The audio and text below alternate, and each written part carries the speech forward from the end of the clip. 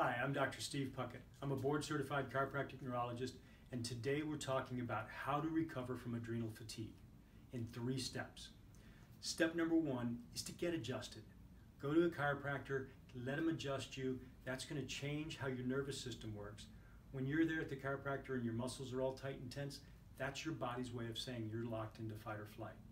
When you get adjusted, especially when you're thinking about your stressors and you're all tight and tense, and they get you to relax, that lets you freeze you up so that your brain can actually be relaxed in that stress situation. So what happens, go ahead.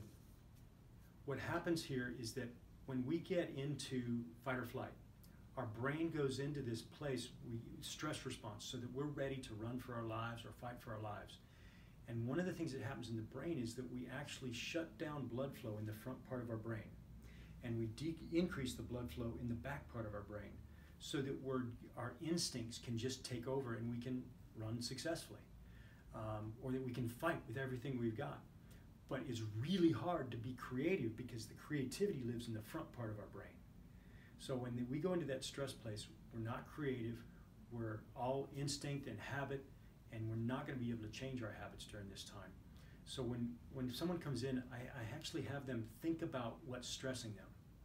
That puts their body locks up, it changes what's going on in their brain, and then we adjust them while they're stressed out so that then they can still think those stress thoughts and their body can be relaxed.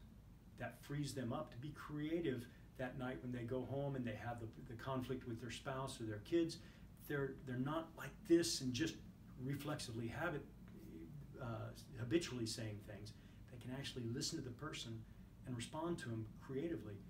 Totally changes the way we interact with our family. The other thing is that this is the easiest thing to do.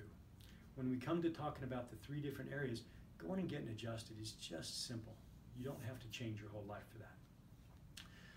Topic number 2 for recovering from adrenal stress. This is about changing your environmental stressors.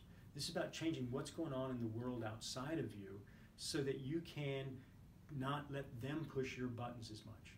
And as much as you can, it's wonderful. If you can go in and interact differently with the people at work so that they don't stress you out so much, if you can talk to them and let them know something going on and they'll change what they do, that's great. But changing the environment in our family, changing the environment at work, that's about manipulating other people to be nice to us. It doesn't always happen.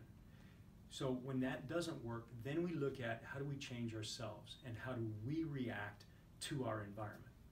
And this is where there's a huge number of options that we can do, and there's research showing so many of these things work great.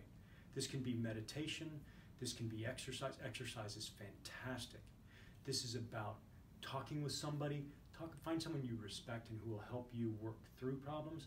This isn't go talk to your friends who are going to help wind you up around the topic. Find someone who can help you talk through the situation.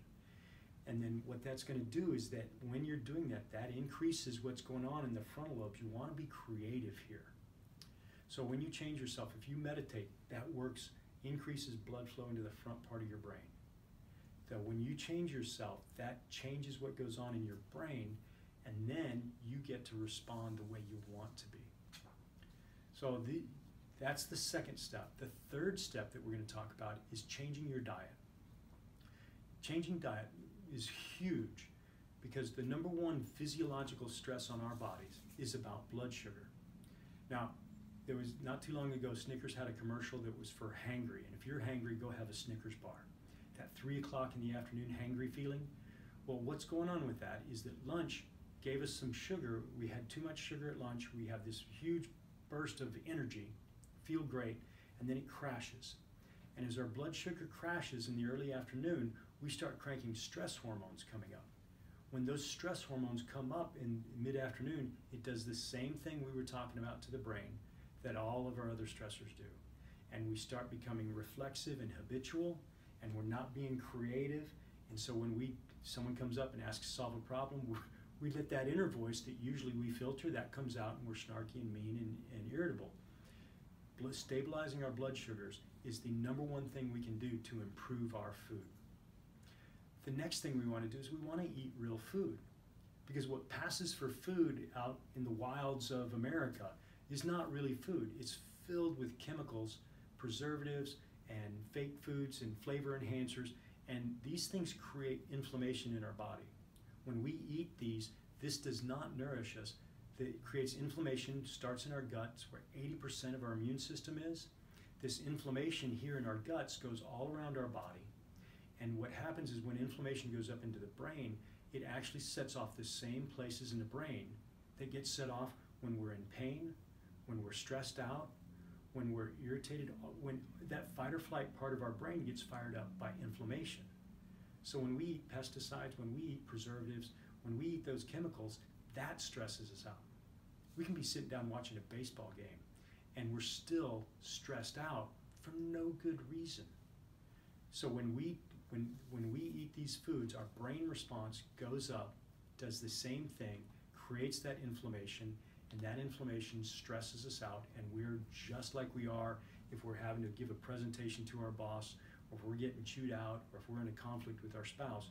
When we eat those fake foods, which is the majority of foods, we're in that same place. So now, there are a huge amount of things that we know help bring us out of stress and help us get into relaxation in our brain and help us recover from adrenal fatigue. The list is endless and growing. We don't have to do them all. All we have to do is enough. And sometimes that's just 3 or 4 activities that help pull us out of that constant fight or flight.